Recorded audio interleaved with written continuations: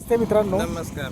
आज आपल्याकडे आपले जे बंधू भेटलेले आहेत. हां, असंच आम्ही वर्किंग करून येत होतो. हां, तर इथं आपले बंधूंची आपली गाठ मिळालेली आहे आणि ते बोरवलीला आधी जॉबला होते कॉन्ट्रॅक्टर म्हणून आणि सध्या ते तिथून आलेले आहेत. तर ते त्यांचा एक्सपिरियन्स फीडबॅक शेअर करतील.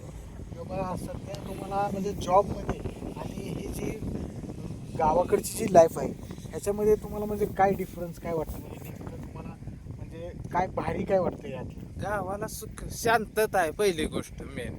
आणि काय दगदग नाही, काय नाही, ट्रेन पकडायला नको, धावतं जीवन नकोच.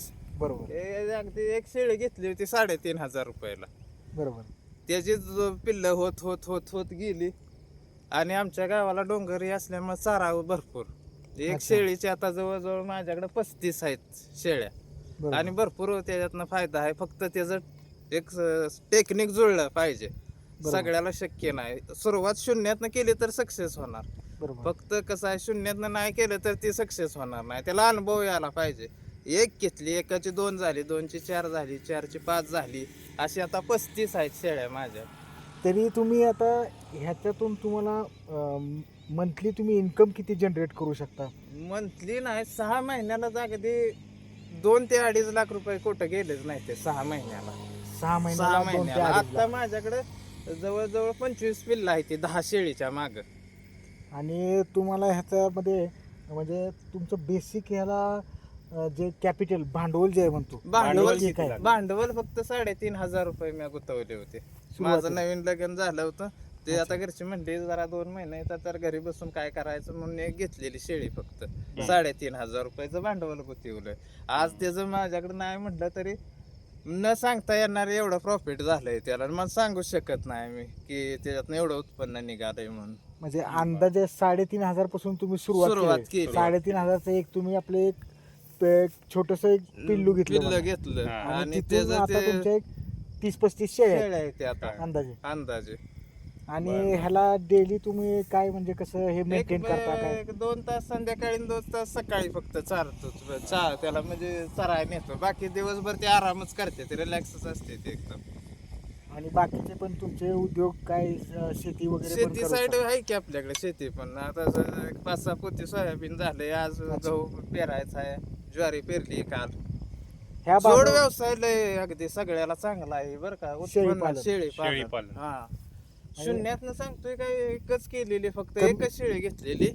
म्हणजे मिनिमम कमीत कमी तुम्हाला एक 5,000 रुपये भांडवल असले तरी चालेल. चालतंय यार. चालतंय हा. अगदी घरात बांधलं तरी त्याची काय घाण नाही, काय नाही. अगदी 5,000 रुपये भांडवल असलं तरी तुम्ही उद्योग सुरू करू शकता. आणि तुम्हाला इथं जास्तीत जास्त ह्या म्हणजे परिसरामध्ये चॅलेंजेस काय येतात तुम्हाला, म्हणजे अडचणी जे म्हणतो अडचणी आपण? काय आहेत तुम्हाला अडचणी या? फक्त पावसाचीच. त्याला लय पाऊस शूट होत नाही. अच्छा. बरं, बरं, पावसाळ्यात त्याची काळजी जर घेतली का नाही, 1-2 महिने किंवा 3 महिने पाऊस असेल तेव्हा त्याला काही सुद्धा नाही. त्याला 0 मेंटेनन्स आहे. त्याला बरं. 1 रुपयाची गोळी नाही, औषध नाही, डॉक्टर नाही, दवाई नाही. ती सगळं असं म्हणजे नॅचरलीच खातंय.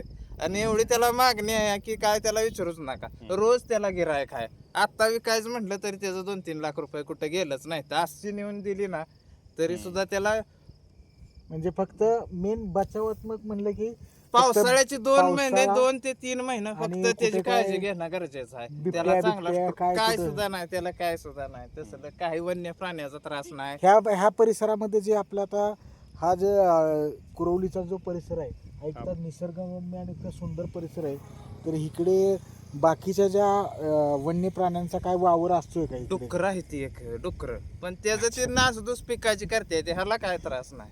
म्हणजे आपल्या पाळीव प्राण्यांना ते काय त्रास सुद्धा देत नाही, काय त्याचा नाही काय त्रास नाही. फक्त आपलं कुठं काय खाते, ज्वारी, मकाची कणस किंवा असं खाते ती, बाकी काय आणि नाही. इथल्या गव्हर्नमेंट कडून आपल्याला काय सुविधा मिळतात ग्राउंड ते लेवलला? ते येऊन जाते ते भेटून हे जाऊन, ते असते त्यांची चक्कर असतेच काय फॉरेस्ट खात्याची. का पाहिजे म्हणजे तुम्हाला अपेक्षा काय आहे, म्हणजे फीडबॅक एक तुमचा सांगा फक्त की बाबा असं असं असावं, असं हा. असावं. नाही काय तसं सगळं सजेशन तुमचे आम्ही विचारतोय की बाबा असं आमच्या भागात असं करा, तुम्ही इथं असं चेकपोस्ट करा किंवा काय असं आम्हाला नाही. ही सोय हाय, हे करा. सगळं नॅचरलीच आहे. इथं काहीच करू शकत म्हणजे नाही. इथं म्हणजे खर्चिकच काम आहे. इथं कोणीही काय करू शकत नाही. डोंगरी सगळं नॅचरलीच आहे. इथं त्याला किंवा काय इथे एखादी कंपनी आणा किंवा काय असं म्हणजे कंपनीचं हे जे चाललंय प्रोजेक्ट हे आता या थाप्यावर वैद्यकीय सुविधा काय आहेत का इथे? भरपूर आहे ते. डॉक्टर वगैरे इथे जवळपास काय तुम्हाला? नाही नाही नाही मग काय आता रात्रीच्या इमर्जन्सी काय आली तर मग कुठे जाता तुम्ही? इमर्जन्सी म्हणजे असल्यावर रात्रीच्या एखाद्याला काय अटॅक आला, काय आलं, काही इमर्जन्सी आली तर जवळपास वैद्यकीय सुविधा कुठे आहे का तुम्हाला? नाही इथं नाही जवळ तर वडूच नाही तर मग डायरेक्ट सातारा. मग एक अर्धा तास लागतो का हो, वडूला अर्धा जायला? तास लागतो. बरं बरं ठीक आहे चालेल. ह्या परिसरात तुम्ही म्हणजे हॅपी आहात का, म्हणजे तुम्ही आनंदी आहात एकदम का? एकदम एकदम आणि relax तुम्हाला ठीक आहे. जे आत्ताचा जो तरुण वर्ग आहे त्यांना संदेश काय द्यायचे आहे तुम्हाला, की जो तरुण वर्ग आत्ता जो जी तरुण वर्ग आहे जे चौका व्यवसायाकडे चौकात जे वळणं, दुसरा option टाइमपास नाही करत जे आता. बसलेले आहेत शिक्षण डिग्र्या घेऊन चौका चौकात पाराखाली जे टाइमपास करत बसले त्यांच्यासाठी काहीतरी एक मेसेज द्या तुम्ही. व्यवसाय करा, छोटासा असं ना पण स्वतःचा व्यवसाय पाहिजे, बाकी काय नाही. आज जर टिकायचं असेल समाजात ह्या धावत्या युगात तर त्याला व्यवसाय छोटासा का होईना पण ते करणं गरजेचंच आहे. ते- तरच जमल, नाही तर शेती संग काही जमणार नाही. आणि बरोबर. त्याचं कौशल्य वगैरे कसं तुम्ही शिकायचंय ते ती स्वतः अनुभवातनं शिकायचं आहे. बरं ठीक अनुभव आहे हे सगळ्यात मोठा गुरु आहे.